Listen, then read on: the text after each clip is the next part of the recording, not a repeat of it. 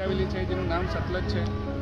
કમસે કમ આ ફેક્ટરી 25-30 વર્ષથી અહીંયા કાર્યરત છે ને 25 વર્ષથી અહીંયા એ ફેક્ટરી ચાલી રહી છે. અને આજે એક પ્રશ્ન એવું છે મિત્રો, વારે ઘડી ઉમરગામમાં પ્રશ્ન ગયા 7-8 વર્ષથી મારા નજરમાં આવે જ છે કે ઘણી વખત અમે મેનેજર જોડે કે પછી કંપનીના જે HR હોય કે એ લોકોની સંસ્થા હોય એ લોકો જોડે વાત કરીને અમે સોલ્વ કરીએ, પણ આજે મને એવું લાગતું નથી કે સતલજ સોલ્વ કરવા માગે છે. હવે 4 વખત અહીંયા 3 વખત મેનેજર જોડે મિટિંગ થઈ ને અમે વારે ઘડી એક જ રજૂઆત કરવા આવી કે અહીંયા છોકરાઓ 10 વર્ષ 15 વર્ષથી નોકરી કરે છે ને એ લોકોને કોઈ બોનસ આપવામાં આવતું નથી.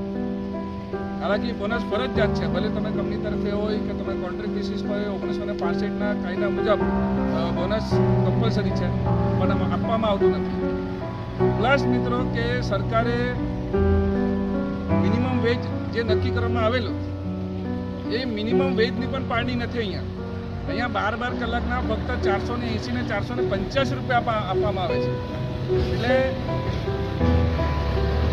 શોષણની હદ છે, શોષણની કોઈ સીમિત નથી.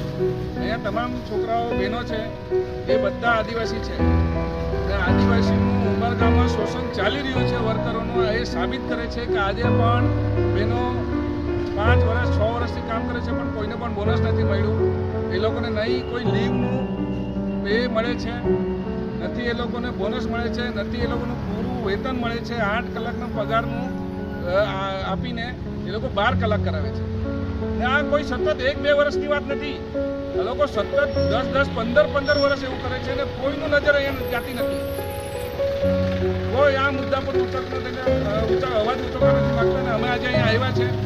અમે સતત ગયા 3 વખત મિટિંગ કરી છે, 1 વખત અમને મળ્યા નહીં, એમ 4 વખત મિટિંગ કરી. અમે મજબૂત થઈ ગયા છે. હમણાં અમે અગાડી લેબર ઓફિસરો એ લેબર ઇન્સ્પેક્ટરને અમને રજૂઆત મૂકવાના છે ને એ બાબતમાં અગર અમને આંદોલન કરવું પડે, અગર અહીંયા હડતાલ પર બેસવું પડે, તો અગર જો મજૂરોને એનું હક નહીં આપવામાં આવશે તો અમે એના માટે પણ તૈયાર છે.